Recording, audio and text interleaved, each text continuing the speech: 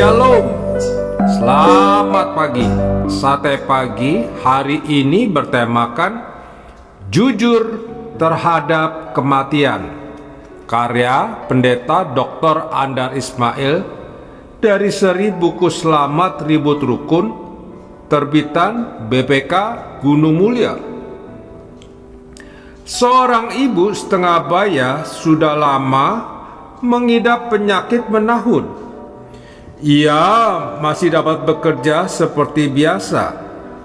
Namun, akhir-akhir ini ia berfirasat bahwa usianya hanya tinggal beberapa bulan lagi. Ada pelbagai perasaan dalam hatinya. Ada pelbagai pesan yang hendak diucapkannya. Namun, setiap kali ia menyinggung soal kematian, suaminya mengelak. Jangan bicara soal begitu. Anaknya menyeletuk. Mama gak akan meninggal.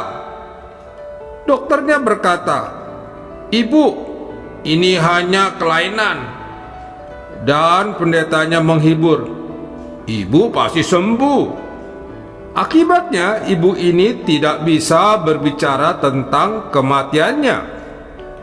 Ia tidak diberi kesempatan untuk menyiapkan kematiannya. Memang kita tidak senang dengan kematian. Karena itu kita tidak senang menyiapkan kematian. Padahal tiap orang akan meninggal dunia. Karena itu pada suatu waktu tiap orang perlu belajar menyiapkan kematian. Baik kematian sendiri maupun kematian seorang kekasih. Karena itu munculnya buku Ketika Kekasih Mendekati Ajal, pedoman bagi para keluarga. Mula-mula mungkin terasa aneh, untuk apa ada buku tentang kematian? Tetapi buku itu justru menolong kita untuk jujur terhadap kenyataan. Ketimbang kita berpura-pura atau mencoba membuang kematian dari pikiran, lebih baik kita belajar menyiapkannya. Buku terjemahan yang dikarang oleh Dr. Ruth Cobb dan diterbitkan oleh BPK Gunung Mulia ini memang adalah terobosan dalam masyarakat kita yang cenderung mengelak untuk berbicara tentang kematian. Ruth Cobb yang adalah dokter spesialis bagi penyakit yang mematikan di Illinois memulai bukunya dengan menunjukkan sikap masyarakat.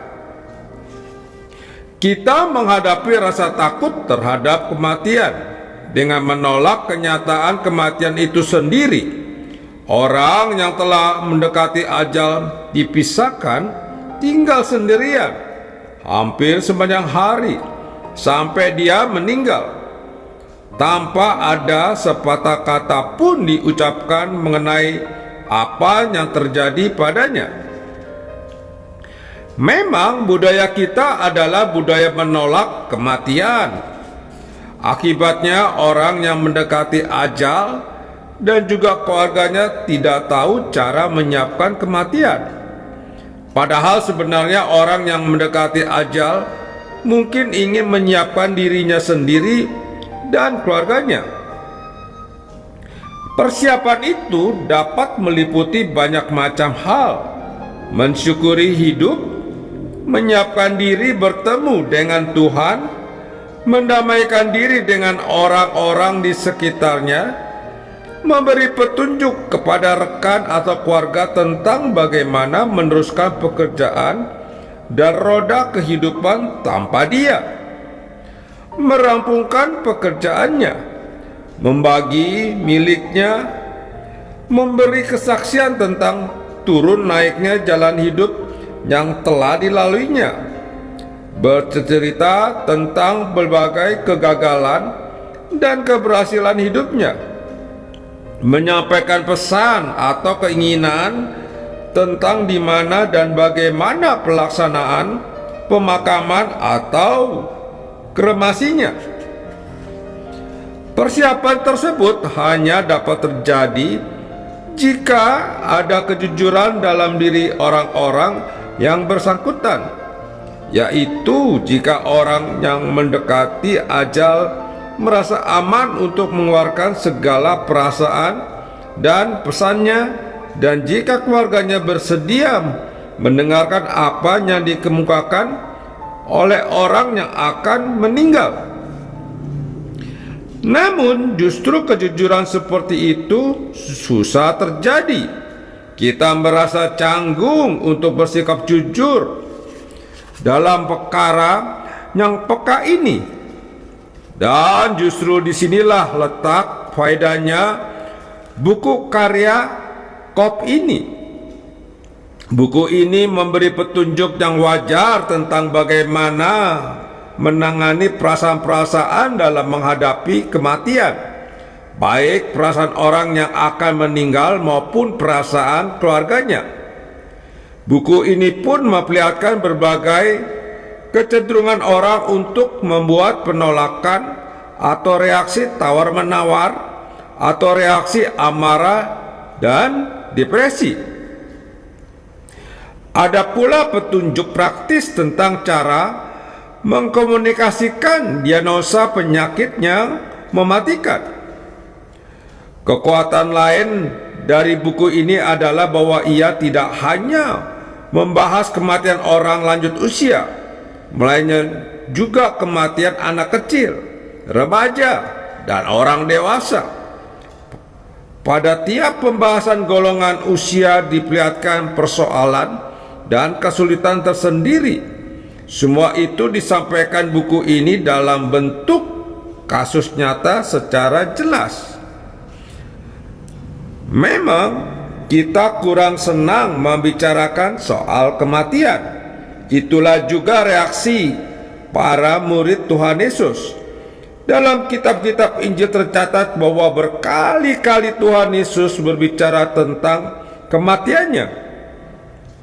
Ia menyiapkan dirinya sendiri dan juga menyiapkan para muridnya untuk tahu apa yang harus mereka lakukan setelah dia mati. Perhatikan kata-kata Yesus terang dalam ayat ini. Kemudian mulailah Yesus mengajar kepada mereka bahwa anak manusia harus meninggalkan banyak penderitaan, dibunuh. Hal ini dikatakan dengan terus terang. Budaya menolak kematian tampak ketika seorang muridnya berkata, "Tuhan, kiranya Allah menjauhkan hal itu. Hal itu sekali-sekali tak akan menimpa engkau." Jujur terhadap kematian adalah sulit karena kematian tidak menyenangkan. Kita kurang jujur dalam soal kematian, baik terhadap diri sendiri, sanak keluarga, maupun terhadap Tuhan. Kita pura-pura tidak takut dan pura-pura tidak sedih menghadapi kematian, padahal Tuhan Yesus sendiri merasa sedih dan gentar dalam menghadapi kematiannya. Karena itu, buku seperti Ketika Kekasih Mendekati Ajal ini kita perlukan untuk belajar jujur terhadap kematian. Dan buku ini berkata, daripada bersembunyi di balik doa-doa dan sikap rohani, lebih baik kita mengakui di hadapannya bahwa kita marah, merasa putus asa, atau sangat membutuhkan bantuan. Memang, langkah pertama untuk bersikap jujur terhadap kematian adalah mengakui bahwa kita memerlukan bantuan. Untuk maksud itu, buku seperti ini sungguh dapat membantu. Amin. Mari kita berdoa. Bapa Surgawi, biarlah kami selalu siap menghadapi hidup ini, termasuk menghadapi kematian. Amin. Yesus sayang padaku.